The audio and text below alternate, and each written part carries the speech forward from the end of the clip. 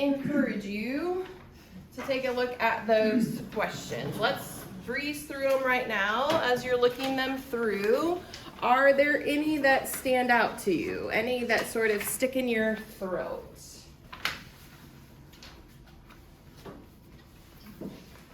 What ages were we when we first had an up-close death, a significant loss? How old were you? 13. 5. 12. 15. 19. 15. Okay, so those teenage years, was it a grandparent, a parent, a peer? Grandparent. I had a cousin that was just 2 years older than I was at the time. Okay, and you were in your teens, 15? He was a senior car accident. Okay. And when we had those first significant losses, how were they dealt with? Were we part of a service? Was the family surrounding? Were we visiting? Were we taking meals? Was it we don't cry and we don't talk about these things? How are we taught to deal with and address our grief? We had family gathering. Family gathering. At his house, Okay. and there was lots of food. And there was lots of food. That's right. Good grief includes good food. Formal church service, open casket, Yep. lots of family. Okay, lots of family, open casket, even after a car accident. Wrapped head. Okay. Yeah, lots of family, just, our family did funerals, you know, everybody gathered, everybody helped out, and my sister's like 5 years younger, her memory is that she wasn't allowed to go because she was considered too young. Yeah. You know, I don't remember if I was there or not, I guess I was. And when you think about your own mortality, what bubbles up for you?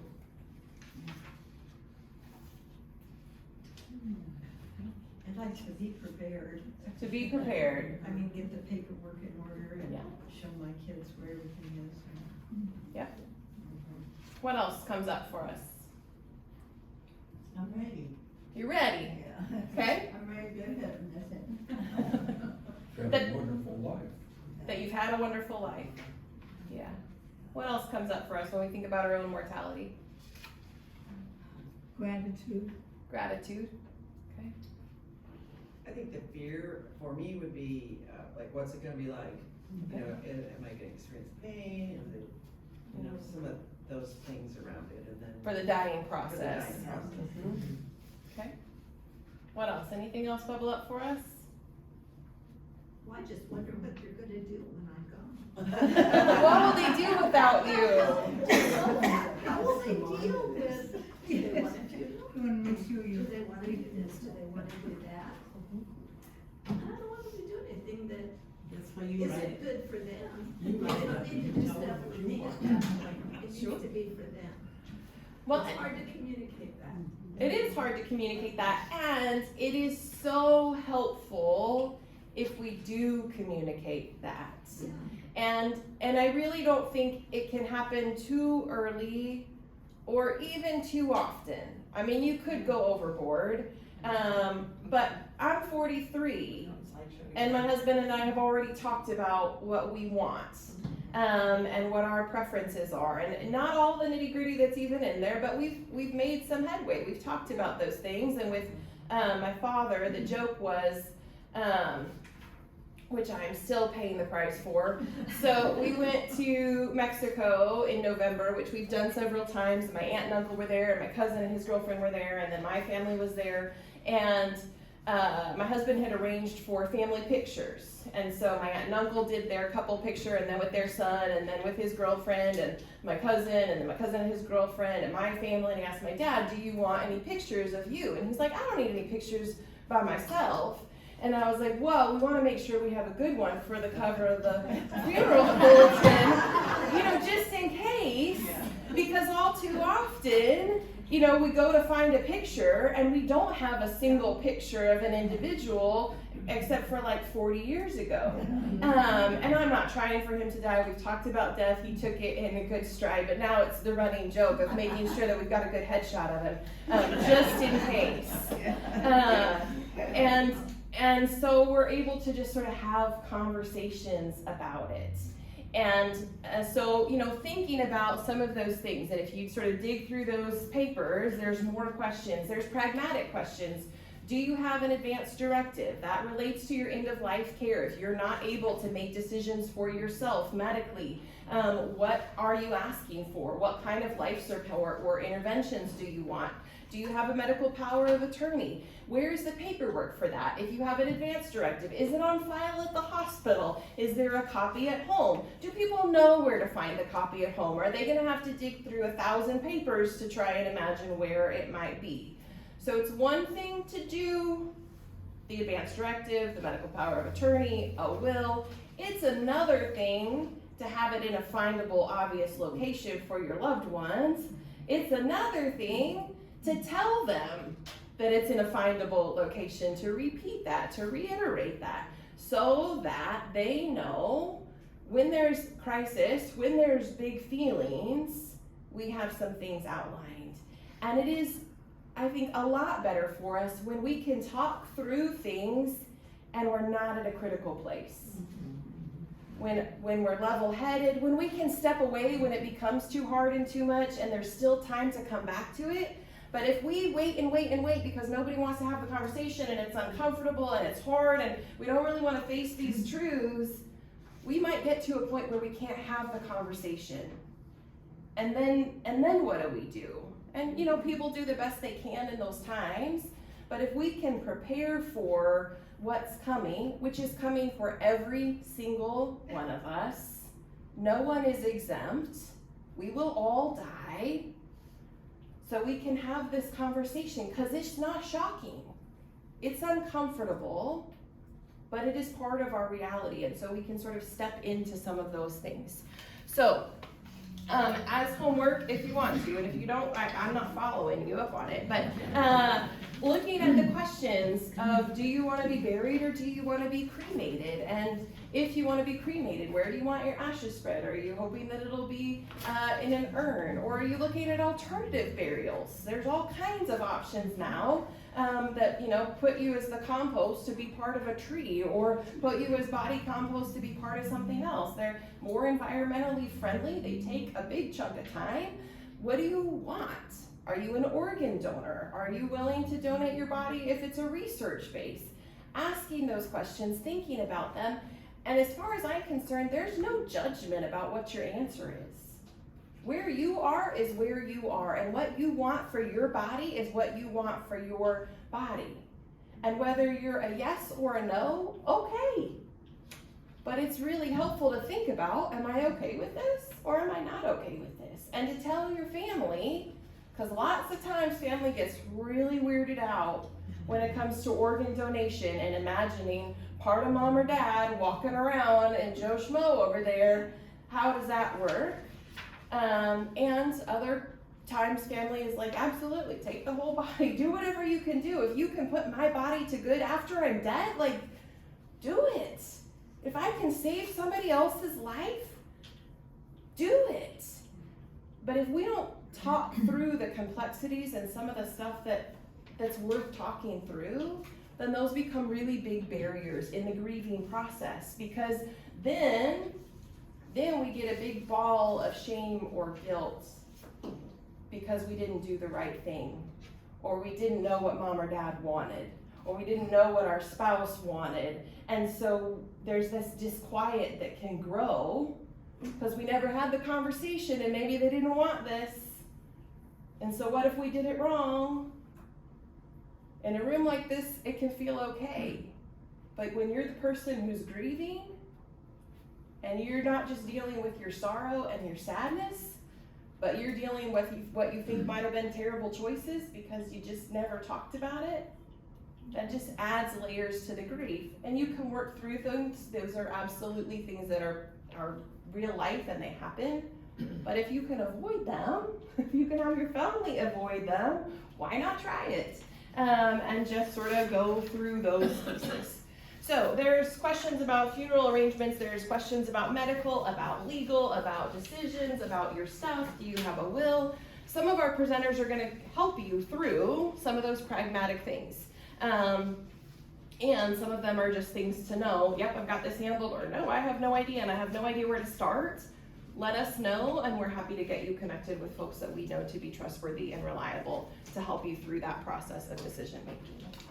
So stopping there in sort of the emotional side of dealing with grief or anticipating death, or the pragmatics of what do we do leading up to death or after somebody dies. Do we have any questions there? Martha? No. I feel I was really prepared. My family took us along as we got older, as they took care of others, and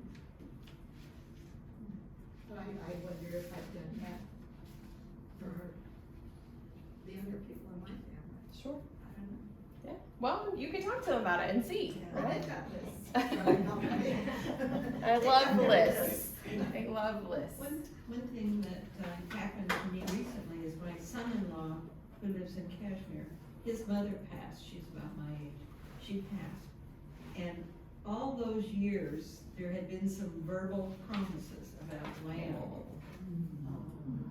And when my son-in-law's older brother was the executor, he couldn't find anything in writing.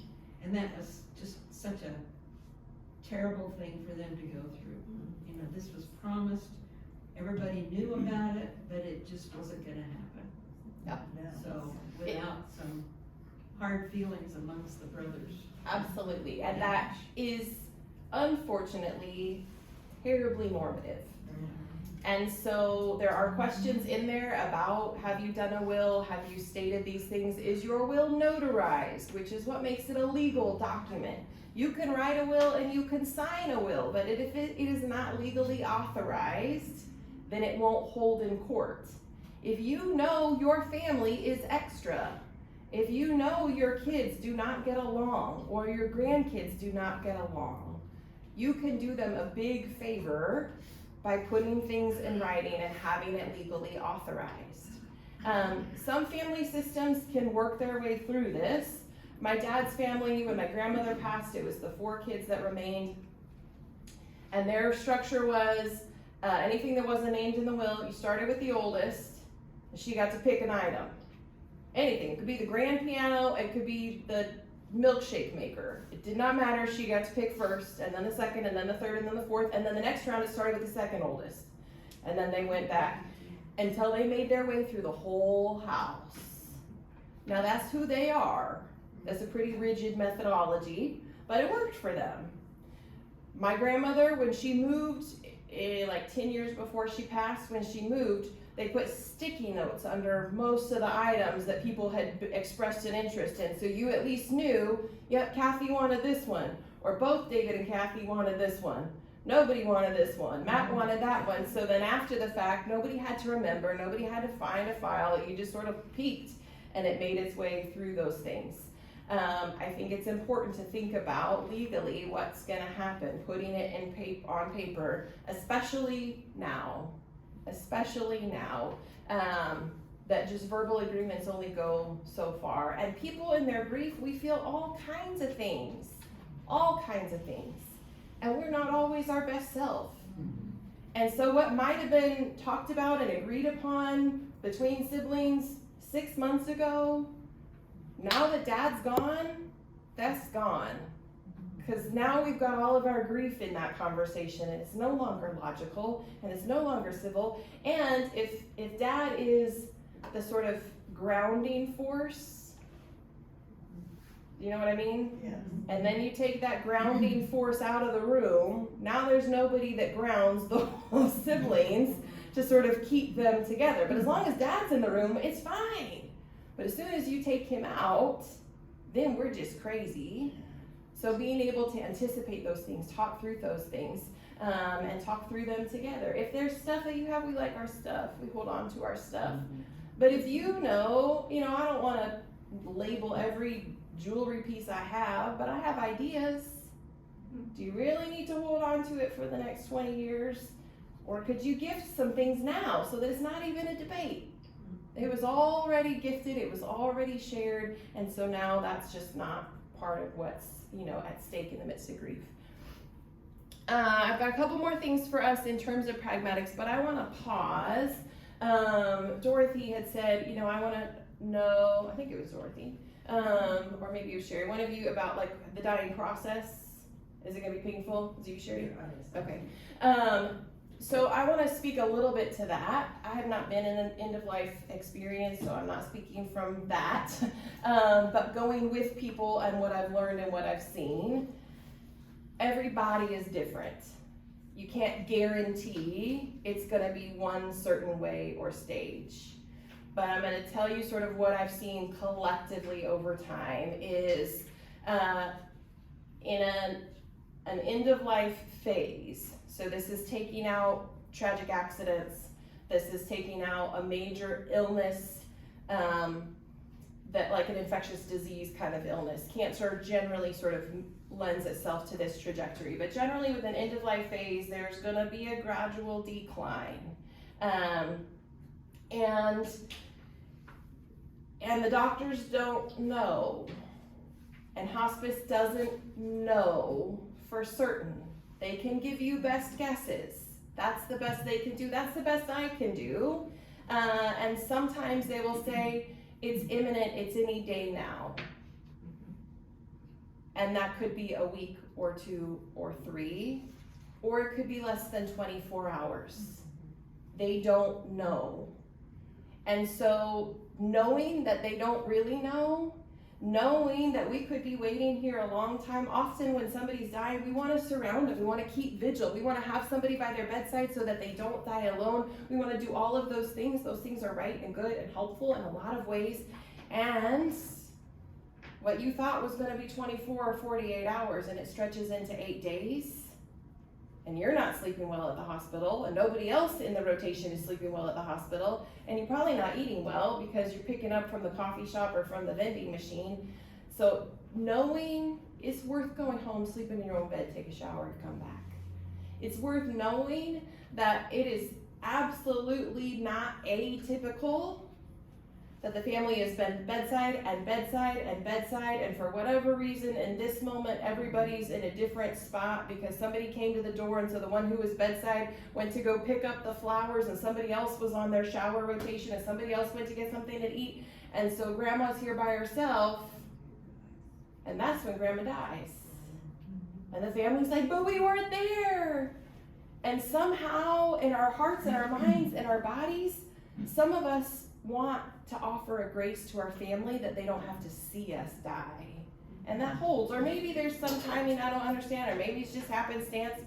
But no, sometimes people just hold and hold and hold, and then everybody takes a little break and then they might go. Sometimes people hold on until Brother Gary comes from Indiana. Everybody else has been there for a week. Gary couldn't get away.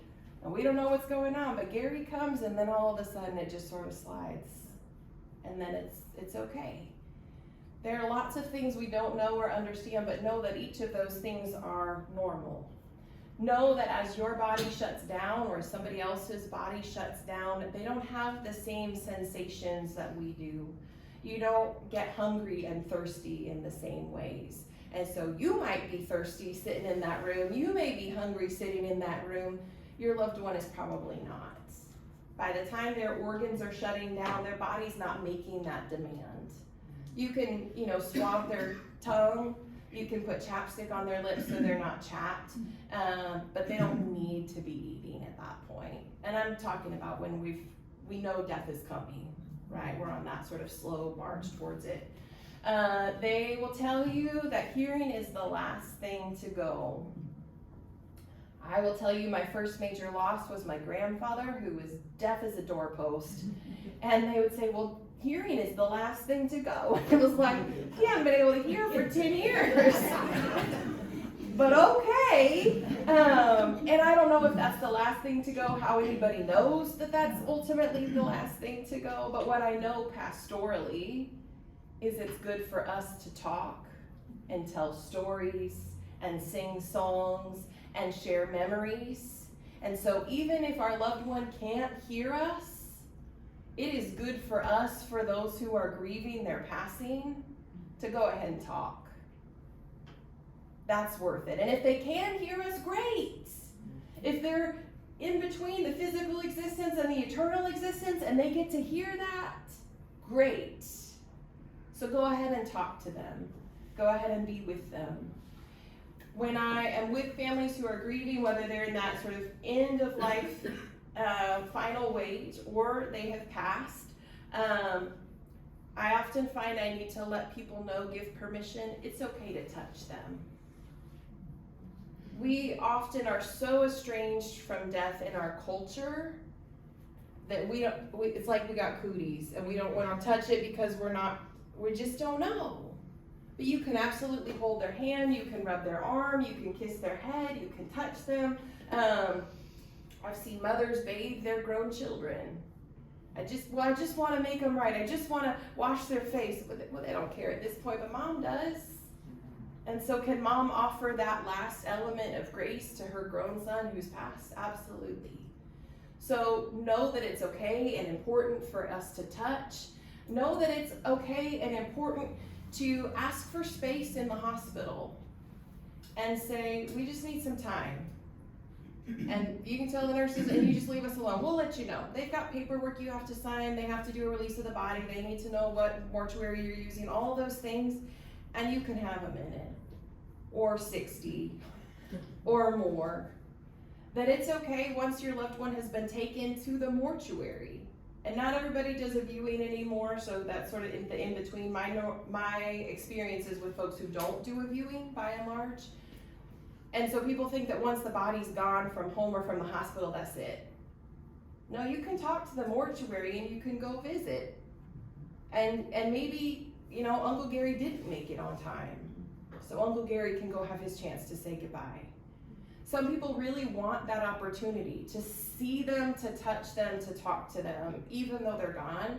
And some of us do not want anything to do with it. Both are okay. I would encourage you to ask for what you want and what you need. There's often much more space than what we afford. And I am a proponent of it happening with little children up through any age. Yeah. My mom recently died and my brother took her little dog to visit her. Yeah.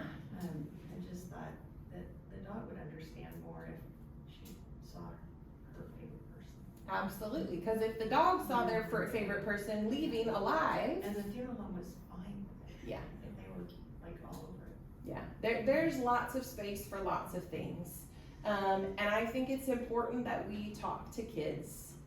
Death is a normal part of our existence, and it's okay to get close to it. And it's okay, and if you're modeling for a child, and a child can be into their young adulthood, we don't all interface with death. So for some of us, that's when we're first encountering it. And so talking with somebody, it's okay to tell her a favorite memory. It's okay to tell her that you love her. It's okay to kiss her head. Any of those things are normal.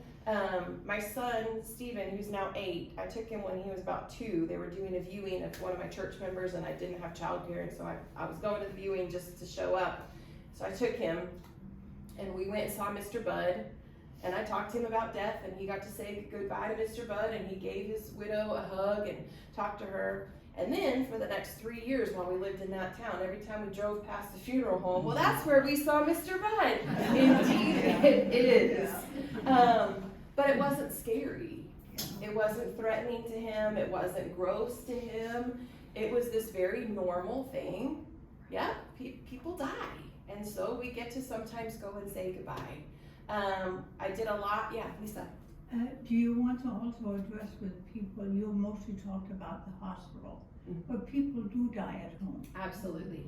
Yeah, so there's, a wide spectrum, and some of our speakers are gonna speak more into hospice and palliative care and some of the options that are there. As a pastor, I go wherever people ask me to go. So often that's a hospital, sometimes it's a hospice care unit, sometimes it's a nursing home, and sometimes it is in home. And there are lots of possibilities for that. And I think our hospice person will talk about it, but I'll say it briefly. For a while there, hospice had a pretty bad connotation. People were really reactive to a suggestion of hospice care because they felt like it was a death sentence. I don't want hospice, I'm not dying right away. And people sort of thought that, and there was a time where hospice care expired. If you didn't die soon enough, if you didn't die within 3 months or 6 months, then you were kicked off of hospice.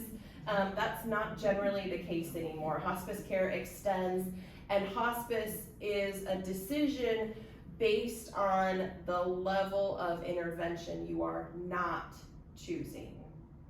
So if you're at a level of care, often with a critical illness, but not necessarily, where you go, I'm a DNR, I don't want major surgeries, I don't want to go in for this, I don't want a feeding tube, I don't want that, I don't want that, I don't want that, I don't want that, that's what makes you hospice eligible. And that's sort of a gross overstatement of it, but if you're saying the care I want does not include any of these medical interventions, hospice comes alongside so that you have nursing care, so you have a doctor visit, they will help bathe your loved one, they will help transition them, they will monitor their meds, they'll make sure that you have access to pain meds so that they aren't suffering, they will journey with you in those things, they'll help you with those things, they have support people, they often have a chaplain, and so hospice becomes a care support system when the hospital and ER really aren't what you're aiming for, but you don't need to just go home and suffer alone or even suffer with your loved one. There's a level there. There's also other gradations, and I'm not always clear about the distinctions between them, so I'll let our experts talk about it. But comfort care, palliative care, hospice care, there are different levels of intervention and often sort of different situations or scenarios. And so they'll explain those to you. Know it's worth asking questions. And I will say my experience is also that most medical providers, meaning doctors, do not like bringing up hospice. They're just a little bit reticent. That's not universally true, but my experience is they sort of tiptoe around the conversation. I don't really want to say they're dying because they're not actively dying. Their body's not shutting down, but the prognosis isn't great, but they tend to tiptoe around it.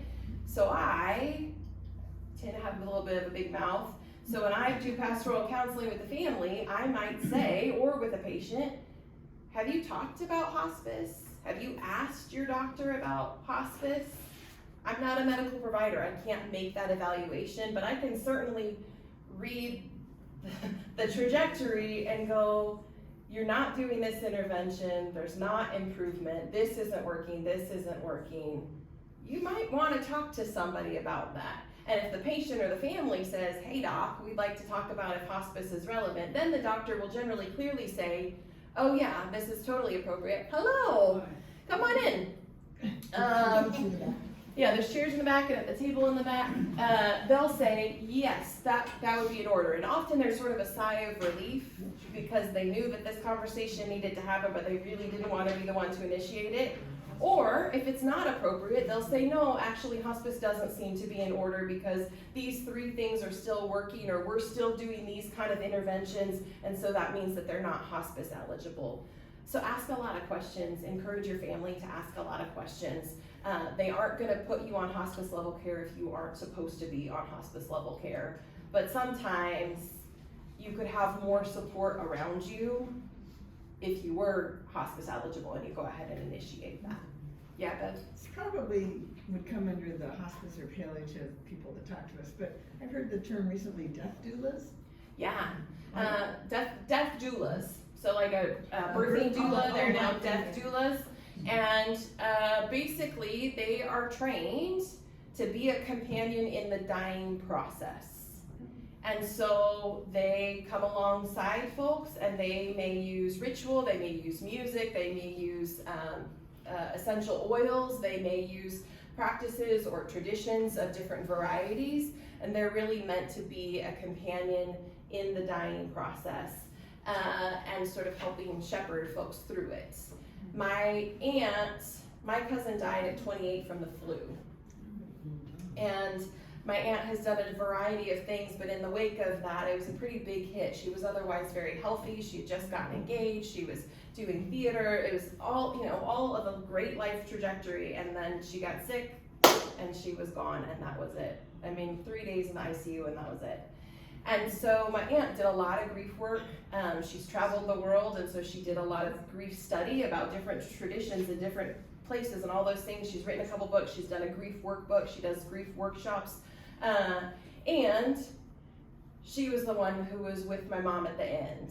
My dad and my brother and my mom's brother and my aunt, her sister-in-law, were there, and the guys had gone to go for lunch. And Dale was in the room, and she had a playlist that she put on her phone that was quiet music, and she turned down the lights, and she rubbed her feet, and she used lavender essential oil, and she just loved on her. And my mom passed in that time. And because at that point my mom was a DNR, so there was no medical intervention that was coming in the room, my aunt just went out to the nurse's desk and said, "She's gone," which they can see on their monitors. "Please do not open the door for at least 30 minutes. Because in some of the traditions that my aunt had studied, they believe that the body needs to be able, or the spirit needs to be able to peacefully transition, that it's not just a click right now, but that you need a little bit of time. That's a theological conversation in and of itself, but it's not a problem to wait 30 or 60 minutes. If you're not trying to resuscitate, to just have a calm, quiet, peaceful space where people aren't pulling on things or checking things or doing other those things. Sometimes they'll come and they'll just take the cuffs off and undo the IV and turn off the machines, and then we can just have space. And then they'll generally give you space until you invite them back to the room. So it's sometimes helpful to send somebody out from the family that says, "Okay, now we're ready to do the paperwork," or "Now we're ready to talk with somebody," because they really do want to just sort of give you the space to do it. So death doulas can do it. Hospital chaplains may not be, they are not trained in the same way that a death doula is, but they do know how to companion folks. I've stood in lots of rooms, talked to people, encouraged them, go ahead and talk to her, go ahead and touch them, it's okay. You know, we can get some washcloth and stuff, and you know, they'll wipe their face and clean them up, that kind of thing. I also want to say, if somebody's had resuscitation and say they're intubated, maybe they were taken from home and in a hospital, and so they were doing compressions and they were doing the bag, they're going to have all of that on. If an autopsy is in order, they will not take it off for you. But if an autopsy is not in order, you can ask the nurses to remove those things before family starts to come in to visit, which can be particularly helpful if you're bringing children in. But most of us don't interface with it a lot, so it'll be helpful for all of us to just see the person that we love as the person that we love and not with all this stuff coming out of them. And so it's okay to ask the nurse or the doctor, is it possible to take all that off? And they'll tell you, yeah, it is, or no, it's not. But I think too often we just don't know the questions to ask. We don't know that that is a possibility, and so we just assume this is what it is.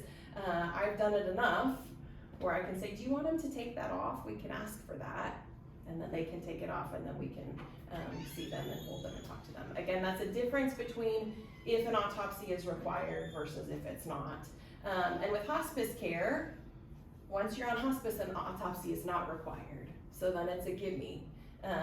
If they had any kind of end-of-life apparatus on, if they're on hospice care, they'll take it off. One other thing I want to say about hospice, I don't want to give too much from the other, but I don't know if that'll cover it, is you can be on hospice, and if you need an intervention, you can go off hospice and go back on hospice. So I had somebody in one of my churches who had dealt with cancer. He was nearing the end of his life. He was on hospice, and the pain meds did what pain meds do, which is they clog your intestinal system. And then he had a blockage in his bowels, which can be incredibly painful, and none of the oral treatments or even suppositories were working. And so they took him off of hospice so that he could be insurance eligible for a procedure that would remove the blockage so he was not dealing with that pain because his body wasn't ready yet.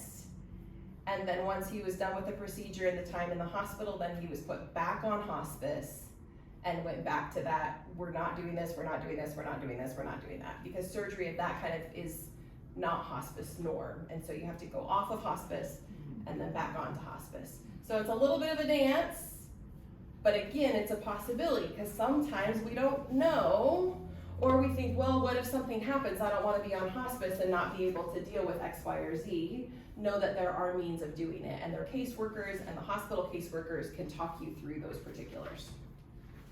All right, we are getting close to the end of our time, so I'm going to give you these things. I'll keep talking a little bit. This one is the packet for the funeral preparation. So it's got sort of the order of worship. It's got some suggested traditional hymns. It has some suggested traditional scriptures, and it has some poems that we often use. So I'm going to send these around. They're collated as packets there. And just reiterate again that a funeral is not a legal service, whereas a wedding is. A funeral is not a legal service. That means that nothing here in this has to be this way. They're just ideas, and you can shift the order around, you can play with the hymns and the scriptures. It kind of depends on who your pastor or your officiant is, but by and large, most of us are willing to work with what your family wants and needs. I did, like I said, a lot of services at national cemeteries.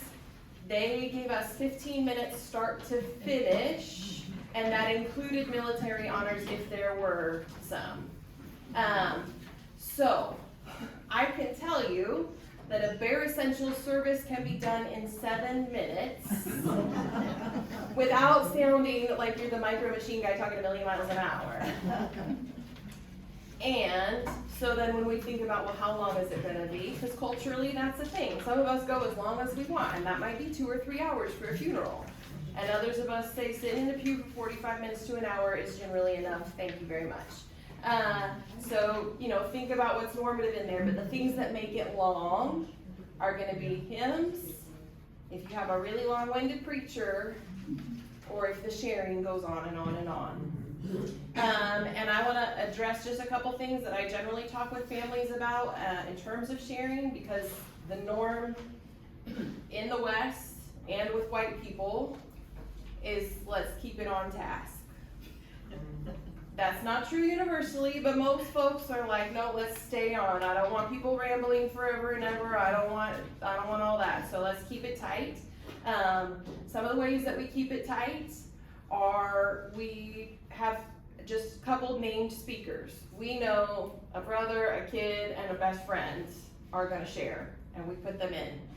If we want open sharing, my recommendation is often that we bookend it.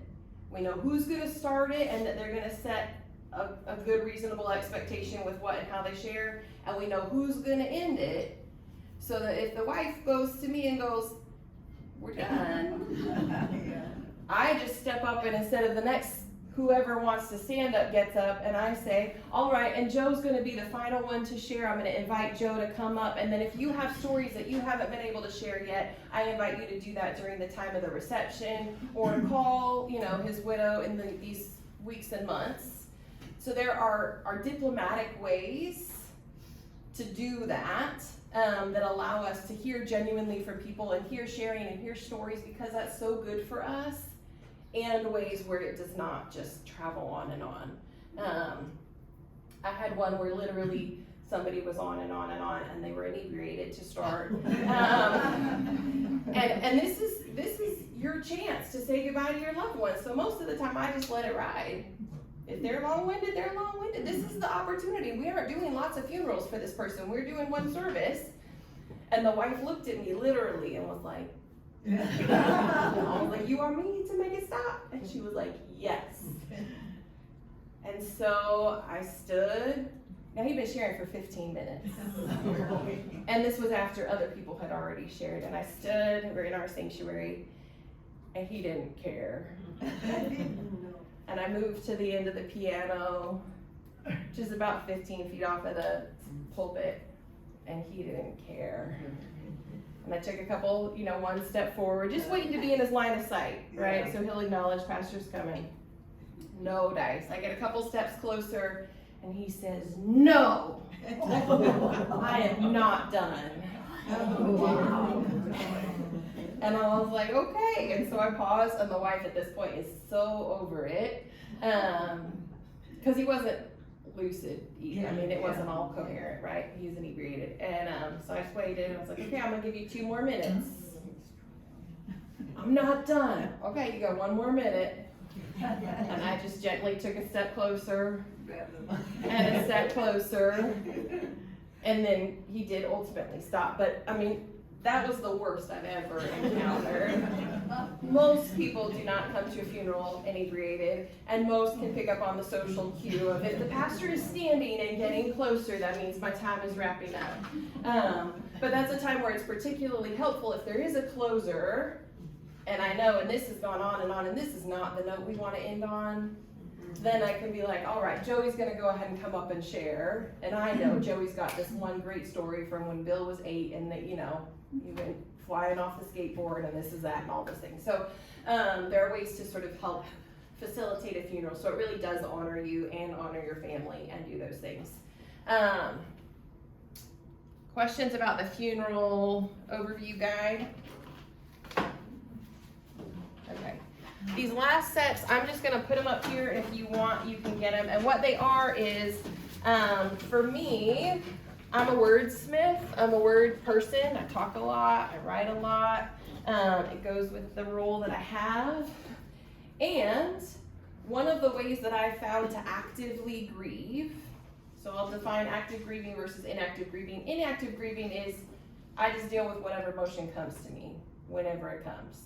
And if today I'm sad, today I'm sad. And if tomorrow I'm happy, tomorrow I'm happy. And that's a part of grief, is just letting it be a tide that goes through. And there are ways to actively grieve, meaning activities that you can do that generally are helpful for the grieving process. So for me, that's cooking a favorite recipe. That can be going to a favorite place, it can be going to a restaurant, it can be making a certain dish that they always made, it can be telling stories, it can be flipping through the photo album, it can be telling my kids stories, it can be watching a movie of, a childhood kind of thing that we did together, or we always watch this movie together, or my mom, we lived up in the middle of nowhere, every time we set out for a road trip, which is guaranteed to be at least 5 hours, she would sing On the Road Again by Willie Nelson. And when we fought, the 3 of us in the back seat, she would sing Children Behave by, I think it's Debbie Gibson, it's from the 80s. Children behave, that's what they say when we're together. And that's about as far as she would get before all 3 of us would say no! And we would stop fighting so that she would stop singing. But when I want to sort of feel my mama close, I can play those songs and I bring her to mind. That is an active grieving. It doesn't have to be super involved, but a way that we sort of draw that person close to us, sight, sound, smell, touch, things, that's a way that we actively grieve. So for me, writing is a way that I actively grieve. I write stories of the people that I have loved and lost. And I've done some poetry, some for my own purpose and some for what I can share. So there are 3 different ones here. And let's see, the waiting is the first. So the waiting is for the time of anticipating death. Do you mind if I read it for you? No. Okay. We knew things weren't good. Heart can't keep up, too much, systems failure, not working. It's only a matter of time. But how much time? So we're just waiting on death? How awful, how morbid. When death becomes the much awaited blessing, I don't want death. I want life, real life, good life, a full life, not death. I hate death. But a good life is impossible now. Not with so much going wrong, failing, as they say. And I certainly don't want suffering. That's not fair. Forcing her to stay just so I don't have to say goodbye. So we say it. We love you. It's okay to stop fighting. We'll be okay. We'll miss you.